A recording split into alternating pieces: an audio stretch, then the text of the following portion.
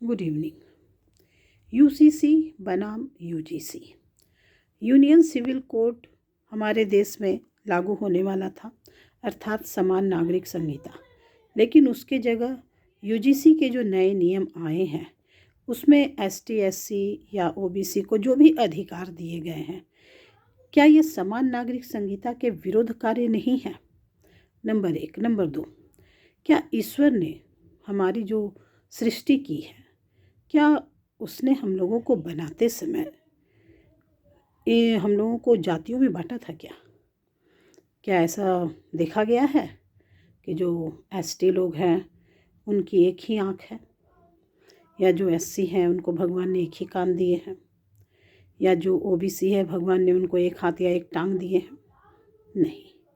तो जब भगवान ने हम लोगों को एक समान बनाया तो फिर हम लोग कौन होते हैं जो एक दूसरे को ऊंचा और नीचा दिखाते हैं?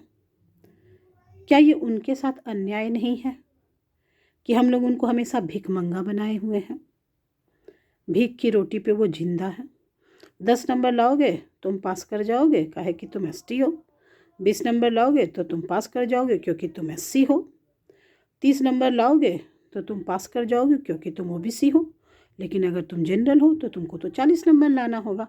मतलब हम शुरू से ही ये तय कर चुके हैं कि जो जनरल वाले हैं या तो उनके पास भगवान ने अतिरिक्त बुद्धि दी है, या फिर वो ज़्यादा कर्मठ होते हैं और वो अपने बुद्धि से, अपने कर्मठता से अच्छे पोजीशन तक पहुंच सकते हैं। जबकि एसटी, एससी या ओबीसी में ना तो भगवान ने उतनी बुद्धि दी है, ना ही वो इतने कर्मठ हैं, इसलिए उनके हाथ में आरक्षण की कटोरी थमा दी गई है।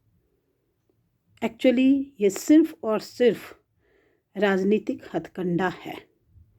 मैं हिस्ट्री की स्टूडेंट हूँ और मैंने ये पढ़ा है कि प्राचीन काल में बहुत सारी जातियाँ जो हैं वो सवर्णों में शामिल होने के लिए आंदोलन करती थी कि हाँ, हम उच्च जाति के हैं, हम अच्छे कार्य कर रहे हैं तो हमको ऊंची जाति में शामिल किया जाए। लेकिन आज परिदृश्य बिल्कुल ही उल्टा है। आज जो है सवर्ण जातियां जो हैं वो भी चाहती हैं कि उनको भी जो है नीची जातियों में शामिल किया जाए ताकि उनको कुछ प्रॉफिट मिल सके। और राजनीतिक पार्टियां जो हैं वो हम लोगों को बांटो और राज करो की नीति पर अभी तक कायम है।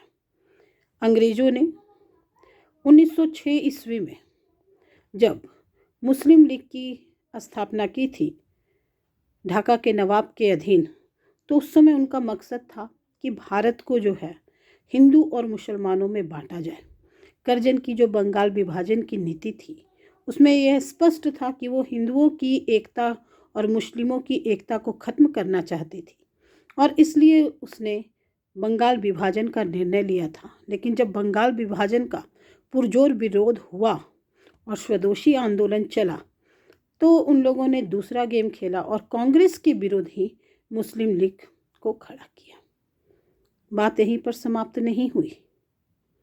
आगे चलकर भीमराव अंबेडकर का सहारा लेकर उन्होंने प्रथम गोलमेज सम्मेलन में भी भीमराव अंबेडकर को भेजा, और इसलिए भेजा ताकि हिंदुओं को जो है वो जातियों में तोड़ा जा सके। और यह इतना प्रभावशाली था कि भीमराव अंबेडकर एकमात्र ऐसे नेता थे जो तीनों गोलमेज सम्मेलनों में शामिल हुए थे।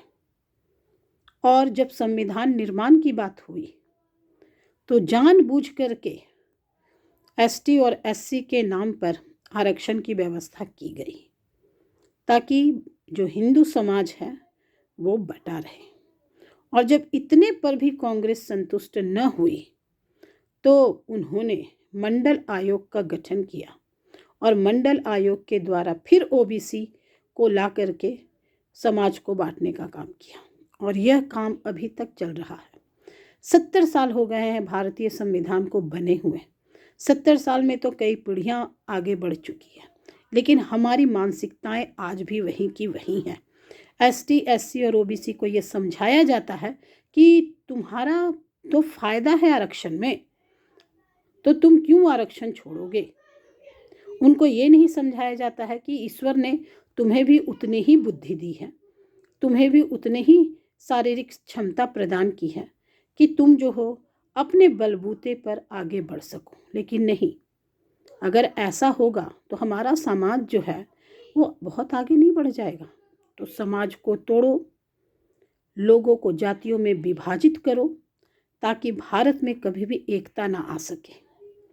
जब भी कोई रिजल्ट निकलता है तो चार आंसू तो किसी ना किसी के तो जरूर बहते हैं। जब वो देखता है कि मेरे से कम नंबर वाला व्यक्ति जो है उसको नौकरी मिल गई और मैं उससे ज़्यादा नंबर ला करके भी नहीं पास कर सकी। बात यहाँ सिर्फ ये नहीं है। क्या आपको ऐसा नहीं लगता कि इस कारण से सरकारी विभाग जो है वो डूबते चले जा रहे हैं? आरक्षण की नीतियों के कारण जो अच्छे बच्चे हैं, मैं किसी जाति और धर्म की बात नहीं कर रही हूँ, मैंने बस कहा योग्यता की बात, कि जो योग्य बच्चे हैं हम उनका चुनाव नहीं कर पाते हैं, और जो उतने योग्य नहीं हैं, मैं ये नहीं कहूँगी कि वो अयोग्य हैं, लेकिन वो उतने योग्य नहीं होते हैं जिस पदवी पर उनको बैठा दिया जाता है।